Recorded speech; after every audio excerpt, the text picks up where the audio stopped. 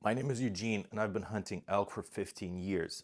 15 years of climbing around in the mountains, 15 years of making mistakes, and 15 years of knowledge that I have gained that I want to pass on to you so you can take this information and the next time you go to the forest, you can use it, you can implement the things that I'm going to tell you, and you can get that elk that you're after.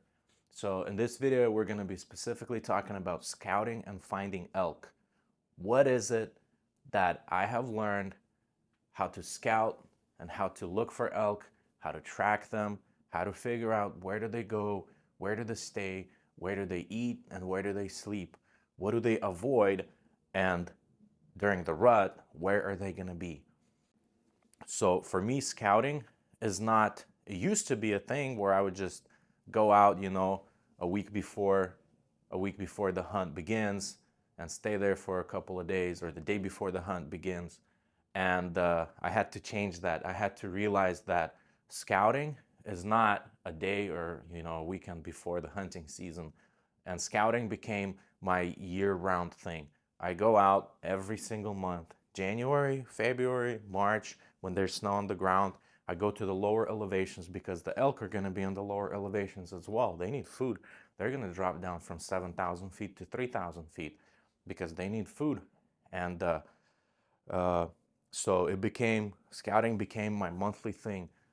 And the more I go out, the more I learn. That's what I realized. It's not the weekend of hunting or the week of hunting that I learn about the terrain, about the area, about the animals. For me, I learned more during scouting trips because I'm more relaxed, I'm more aware, I don't feel pressure that I have to run somewhere, find them, and I don't feel discouraged because I'm not finding them.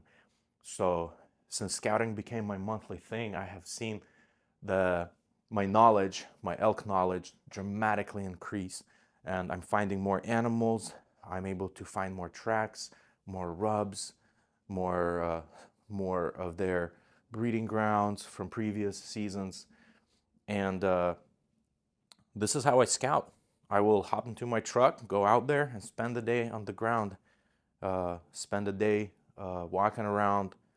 I'll put anywhere between 6 to 15 miles per day because the more area I cover, the more I see, and the more I see, the more I learn.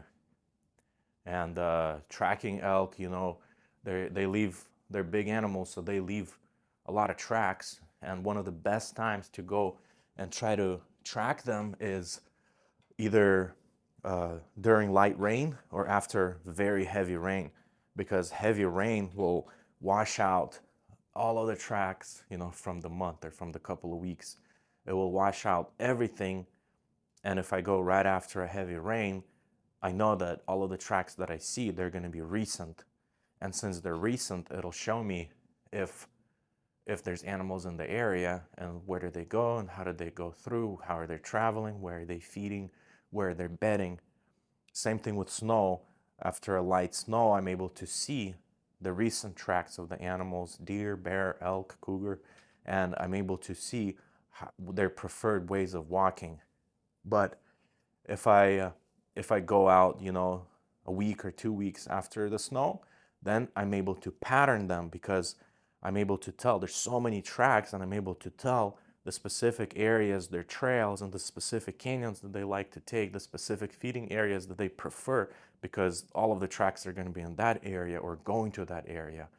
Same thing goes with dry weather. During dry weather, if I go out, there's so many tracks, and I'm able to see how I'm able to pattern, because there's a pattern. There becomes a pattern on the ground from deer and elk, how they travel, and the specific water holes that they're hitting. But I'm not going to be able to see the fresh tracks because I can't identify, is this track from 3 weeks ago or is it from 3 days ago, because it's dry and everything looks the same.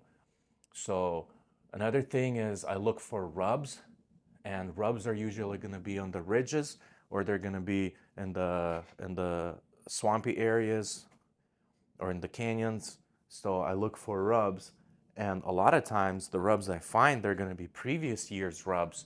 So if I find 15 or 20 previous years rubs from an elk in one specific area, then I know this was their breeding ground at least for a couple of days, and the whole gang was there. They were chilling, and not just because, but they were chilling because they preferred that spot there, because most likely it's a cool spot. It has water close by, and it has enough feeding for the whole herd. That's why that elk, that bull, was there, and he rubbed all of those 15 or 20 trees.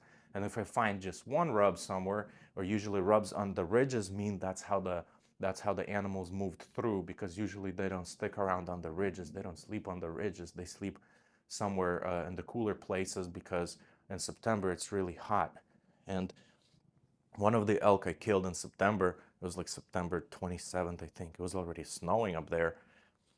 And the next year I killed an elk. It was like September 2nd, and it was 92 degrees out there.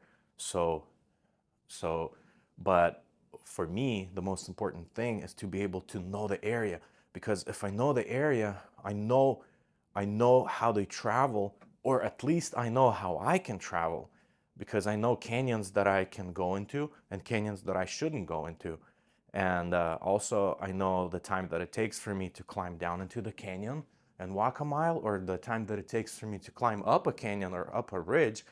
And a lot of times, looking on maps, or like when you're e-scouting, you either underestimate, or most of the time we overestimate what we can do, and we're like, oh, we're gonna go through here, then I'm gonna climb this ridge, drop down into that canyon, and come out this way, and I'll be back there in like 3 hours.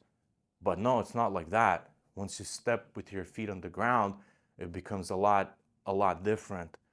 It becomes steeper, it becomes thicker, or it can be completely burned out, because the pictures and videos that you saw from satellite imagery on maps or something can be from 2 years ago, and there's a fire that burned everything out, or it might have been overgrown already with bushes.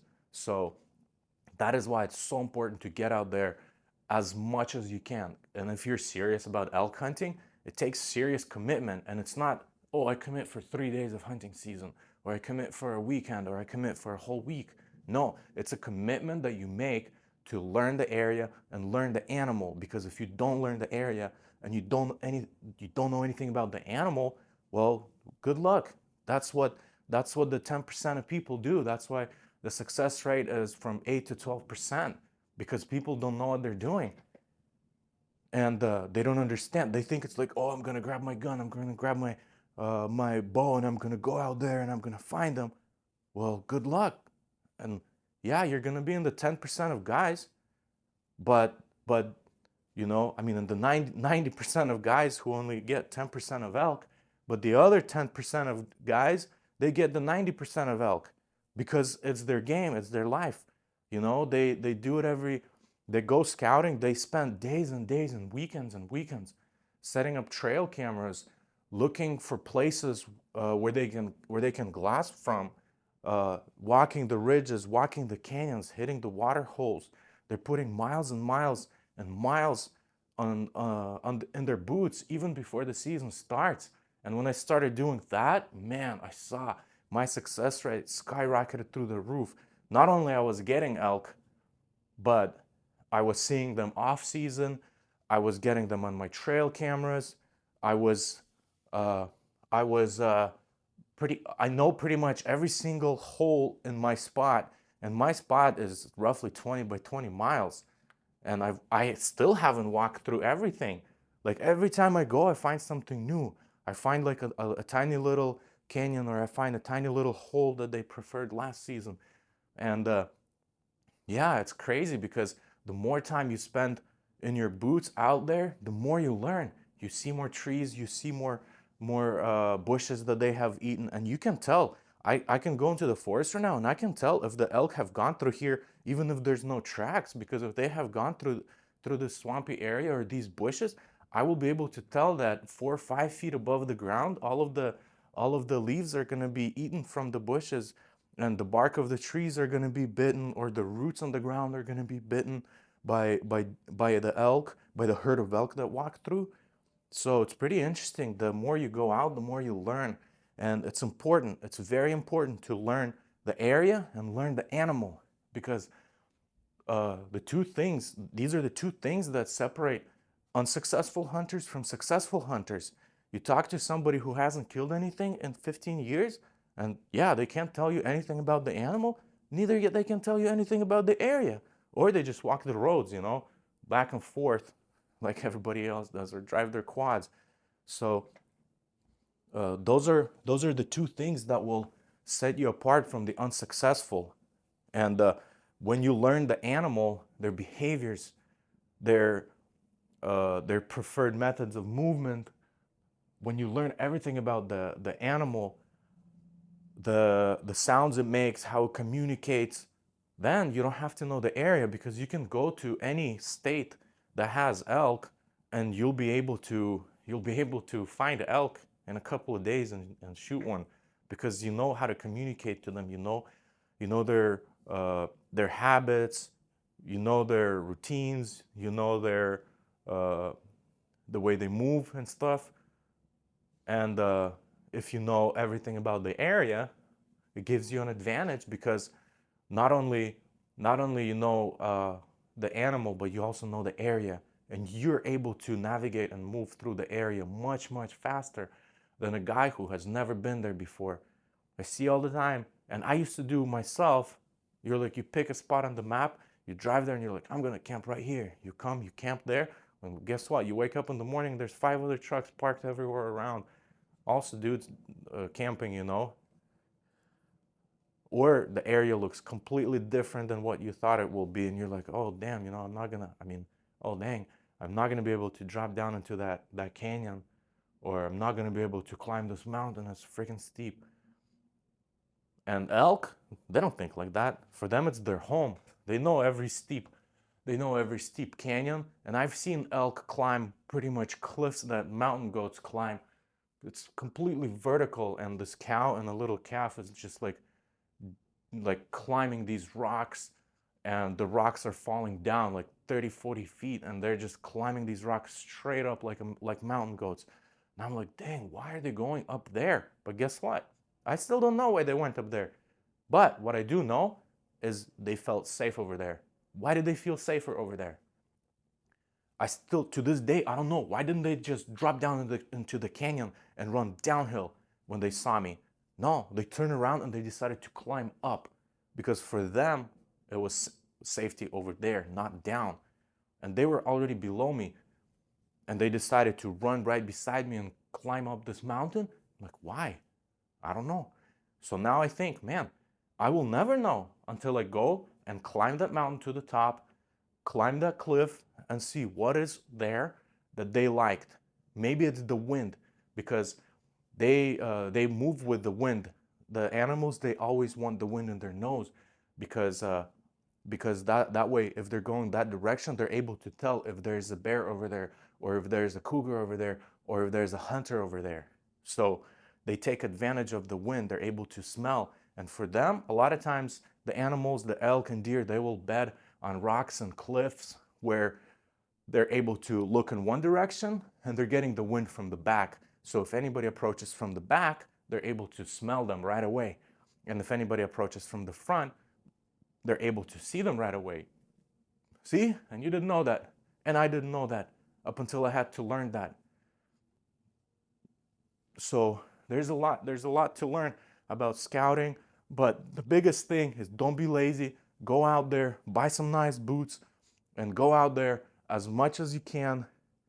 Learn your area, because you want to know how long it takes you to climb this ridge or to drop down into the canyon. You're going to be able to navigate so much quicker, because then if you see elk, or if you see them moving from one area to the other, you know where they're going, you know why they're going there, and you know in how long you can meet them on the other side. So let's see, what else is about scouting? Trail cameras. I love setting up trail cameras. Sometimes I leave them for half a year, and then when I come, I'm surprised that either there's nothing there, or there's a lot of something there. Because I've left cameras, and then I come back 6 months later, it's completely empty. There's no pictures, nothing. Nothing, no animals moved through, and I thought it was a good area. But now I know during those months, the animals don't move through there. I don't know why, but I know they don't. And other times I set up a camera in a place where I think that, oh, you know what, maybe they don't go through here. And guess what? I get a lot of movement through there. But trail cameras help you see the things that they record when you're not there, and when the things the animals when the animals move without feeling any pressure. And my most favorite spot to set up cameras is in the saddles, on both sides of the saddle. When there's two mountains meet each other and there's a saddle in between, I will set up a trail camera on one side. If it's in the winter, I'm only going to set it up on the south side because there's going to be less snow there or no snow, so the animals are going to be moving through there. But if it's in the summer, I'm going to set the trail cameras on both sides, the south side and the north side, because on the north side the animals move a lot in the summer because it's cooler over there, and the saddles have a lot of movements for cougars, bears, deer, elk. Everything moves through there. Then I'm gonna set cameras up higher, and I set cameras in like August up higher in the breeding areas, and in 1 month I got 0 pictures. The whole month of August, no movement of elk, nothing, not a single bull went through. And then a month later in September, it was like crazy. It was like they were partying up there. I had like 13 different bulls come through. And why? I would not have known that unless I had the trail camera up there. And here's why. Because they use that spot, they use that higher elevation, 5.5, 6,000 feet, and that specific canyon, they use that just for breeding. They don't live there the whole summer. They don't want to stay there. I don't know why, but they don't use it. But for breeding, come September, full month of September, bam, it's just party up there. And that's kind of what I noticed. It's a very cool canyon. It has water. It has enough food, and they will stay there for like a week, and then they move out, and then they're done, and they go somewhere else. But the whole summer and the whole winter, they're not there. And that's what trail cameras allow you to do. They allow you to see the animals that you're not going to be able to see. And they roughly can give you the numbers of deer or the numbers of bears that walk through, and you're able to tell how much pressure those elk get from predators. And guess what? Animals, elk and deer, are always in survival mode. Imagine you're an elk in the mountains, and you know that there's cougars, there's bears, and guess what? There's humans, and humans are predators for them. And imagine you have to avoid and survive your whole life. You're in survival mode.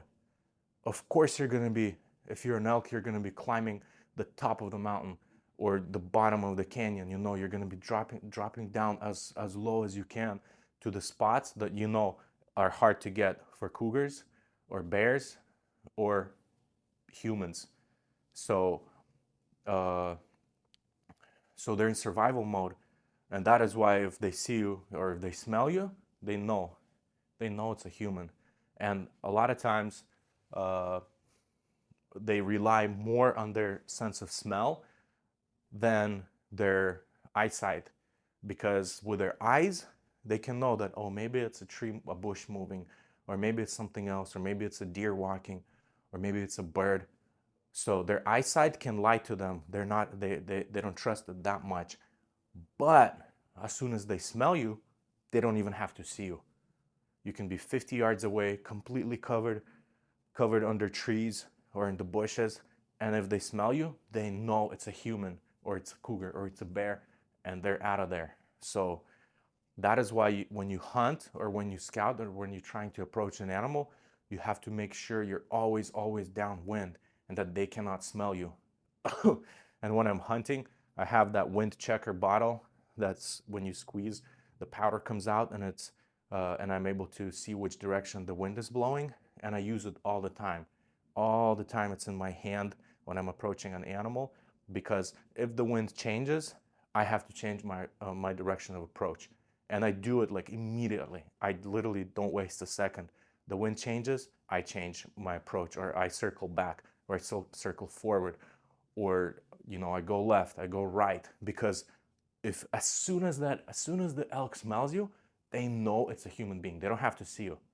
They don't have to see you. But why is there a lot of videos on YouTube where a guy is standing and the elk just is looking at him, just staring, and not running away, or a deer is just like staring, trying to figure out, bobbing its head left and right, trying to figure out, oh, what is that? What is that? And it's not running away because it didn't smell him yet. That is why. So the elk are always in survival mode, and you have to think like an elk. You have to rewire your brain and start thinking like an elk. What would I do? Where would I climb if I was a bull? Where would I climb? Where would I go if I saw 20 trucks driving through the forest? What would I think? Oh, dang, that's a lot of trucks. Those are not campers. What would I think if everyone was starting to bugle from the road? I'm gonna be like, oh, dang, that's suspicious. There's only 3 bulls up here. Why is there 20 bulls on the road? What would I think if I saw 20 guys walking through the forest? If I was an elk? Yeah, I would go to the deepest canyon that I can find, or climb to the top of the mountain that I can find, and just sit quietly. I'm gonna climb into the thickest bushes that I can find, into the thickest patch of forest, so when somebody's approaching, I can hear them from 300 yards away, snapping branches. That is what I would do, if I was an elk. And they're always in survival mode. They're watching out for bears, they're watching out for cougars, and they're watching out for humans, especially during hunting season. They feel that pressure. So scouting for elk, it will pay off. You just have to put in that energy. You have to sacrifice. You have to go learn. That is what it comes down to. And it can take years to learn, but you have to learn. That's the only way. Yes, there's lucky hunters. There's, first time hunter goes out and shoots a big bull. That is all luck. But that's not success, that's luck. But success is the guy that goes, or the guy or the girl that goes every year and they get an elk. That is success. But the guy that goes the first time, shoots something, and then doesn't shoot anything in 15 years because he doesn't know anything, yeah, that is luck. So, but what percentage is luck and what percentage is skill? I think it's 98% skill and 2% luck, because the more I learn about the area and about the animal, I rely on my skill and my knowledge. I don't rely on luck at all. I don't hope every time I go hunting, I don't hope like, oh yeah, I just wish a deer jumps out of that bushes, 30 yards from me so I can just nail it. I never think like that. I never expect something, I never rely on my luck.